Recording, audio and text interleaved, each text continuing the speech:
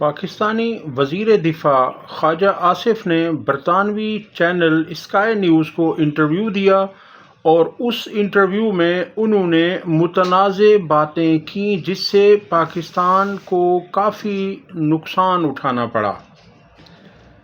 Sky news کی anchor نے ان سے سوال کیا کہ کیا آپ تسلیم کرتے ہیں نا کہ پاکستان کا ایک طویل ماضی رہا ہے دہشت گرد تنظیموں کی پشت پناہی کرنے میں، انہیں تربیت دینے میں اور ان کی فنڈنگ کرنے میں؟